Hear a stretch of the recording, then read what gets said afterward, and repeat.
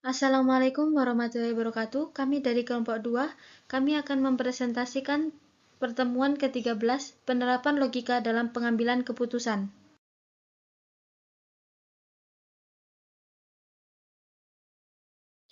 Apa itu decision logis? Decision logik adalah proses pengambilan keputusan berdasarkan kondisi logika tertentu untuk menentukan hasil atau tindakan selanjutnya. Digunakan dalam algoritma pemrograman, if, else, switch, sistem pakar, dan EA Decision Engine, sistem bisnis dan kontrol industri. Contoh umum, if suhu lebih dari 37, print demam, else print normal. Hubungan logika dan keputusan. Konsep logika, premis, benar atau salah, inferensi logis, kombinasi kondisi. Implementasi keputusan, kondisi logika, if, else, percabangan keputusan, multi-kriteria decision flow. Dalam pemrograman, keputusan tidak dibuat secara intuisi, tetapi berdasarkan evaluasi logika proposisional. Struktur dasar decision flow. Struktur if, else tunggal, if kondisi aksi 1, else aksi 2. Struktur if, else, if kondisi 1, aksi 1, else kondisi 2, aksi 2, else aksi 3. Struktur switch. Nilai case A, print sangat baik, case B, print baik, case print tidak valid. Contoh logika keputusan. Studi kasus, sistem menentukan kategori umur. Umur sama dengan 25. If umur kurang dari 13, print anak-anak. If umur kurang dari 18, print remaja. If umur kurang dari 60, print dewasa. Else print lansia. Logika proposisional, umur kurang dari 13 atau umur kurang dari 18 atau umur kurang dari 60 atau umur lebih dari 60. Decision flow diagram, visualisasi flow control. Mulai input umur kurang dari 13, ya anak-anak, tidak umur kurang dari 18, ya remaja, tidak umur kurang dari 60, ya dewasa, tidak lansia. Flowchart membantu menghindari overlap kondisi dan memastikan urutan logika efisien. Studi kasus 1. Rekomendasi kredit logika keputusan. Jika penghasilan lebih dari 5 juta dan skor kredit lebih dari 70, maka disetujui. Jika penghasilan lebih dari 5 juta dan skor kurang dari 70, maka ditinjau. Jika penghasilan kurang dari sama dengan 5 juta, maka ditolak. Gaji 6 juta, skor 75. If gaji 5 juta dan skor lebih dari 70, print kredit disetujui. If gaji lebih dari 5 juta dan skor kurang dari 70, print perlu ditinjau. Else kredit ditolak. Evaluasi efisiensi logika dengan menggambarkan decision tree. Selanjutnya, studi kasus 2 logika multikriteria dengan tema sistem rekomendasi kelulusan mahasiswa.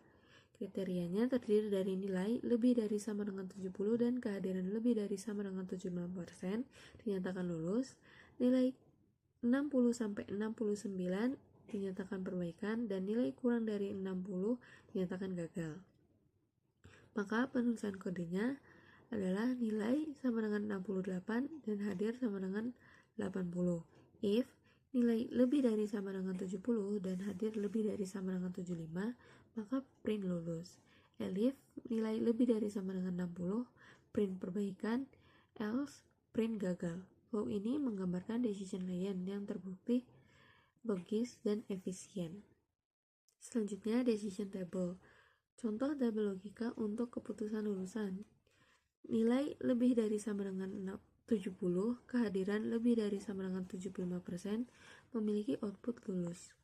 Nilai lebih dari sama dengan 60 dan kehadiran lebih dari sama dengan 50% memiliki output perbaikan, serta nilai kurang dari 60 kehadiran 0 memiliki output gagal. Decision table membantu memverifikasi tidak ada kondisi tumpang tindih atau overlap dan semua kondisi tercakup atau completeness. Selanjutnya, simulasi interaktif di Google Colab, yaitu membuat logika keputusan otomatis untuk sistem smart lampu. Penulisan kodenya yaitu waktu sama dengan malam, gerak sama dengan true. If waktu sama dengan malam dan gerak, maka print lampu menyala. Elif waktu sama dengan siang, print lampu mati. Else, print mode siaga.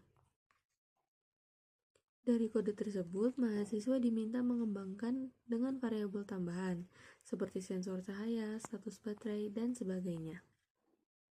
Selanjutnya, analisis validitas dan efisiensi. Evaluasi rancangan keputusan dengan dua aspek, yaitu aspek validitas, efisiensi, dan kelengkapan. Pertanyaan kritisnya, apakah hasil keputusan sesuai kondisi logika? Apakah kondisi diperiksa dari yang paling umum ke spesifik? Dan apakah semua kondisi tercakup atau no missing branch? Dengan analisis validitas dan efisiensi, dapat menggunakan truth table atau simulasi untuk verifikasi. Selanjutnya, mendesain decision flow berbasis logika untuk kasus, sistem parkir otomatis, pemilihan paket internet, dan penentuan risiko pinjaman. Untuk kasus yang pertama, kelas parkir dengan def init self dan kapasitas, di mana self kapasitas adalah kapasitas, self tempat tersedia adalah kapasitas, dan self tarif per jam adalah 5.000 dengan rupiah. Kemudian def cek ketersediaan atau self-nya, return self tempat tersedia lebih dari 0. Kemudian def masuk atau self, if self cek ketersediaan, di mana self tempat tersedia kurang sama dengan 1, print selamat datang, silahkan ambil tiket parkir Anda. Kemudian return time, di mana time digunakan sebagai ID tiket. Else, print maaf tempat parkir penuh, return none. Kemudian def keluar, self dan waktu masuk. If waktu masuk, di mana waktu keluar sama dengan time, maka durasinya adalah waktu keluar dikurang waktu masuk, sehingga jam sama dengan durasi per 3.600 yang merupakan konversi detik ke jam. Selanjutnya, biaya sama dengan self tarif per jam dikali jam, self tempat tersedia plus sama dengan 1, print F biaya parkir sama dengan RP nominal. Else, print tiket tidak valid. Selanjutnya, untuk kasus yang kedua, def pilih paket pemakaian. If pemakaian sama dengan rendah, return paket basic. Elif pemakaian sama dengan sedang, return paket standar. Elif pemakaian sama dengan tinggi, return paket premium. Else, return input tidak valid. Print pilih paket rendah, print pilih paket sedang, dan print pilih paket tinggi. Untuk kasus yang ketiga, def risiko pinjaman, di mana pendapatan, utang, dan riwayat kredit, di mana rasio sama dengan utang per pendapatan. If rasio kurang dari 0,3 dan riwayat kredit sama dengan baik, maka return low risk. Elif rasio kurang dari sama dengan 0,6, return medium risk, else return high risk. Print risiko pinjaman 5 juta dan 1 juta rupiah baik, print risiko pinjaman 5 juta, 2.500.000 baik, dan print risiko pinjaman 5 juta, 4 juta, dan buruk. Kesimpulannya, keputusan yang baik bukan berasal dari keberuntungan, tetapi dari alur logika yang dirancang dengan benar. Sekian presentasi dari kami, kurang lebihnya mohon maaf. Wassalamualaikum warahmatullahi wabarakatuh.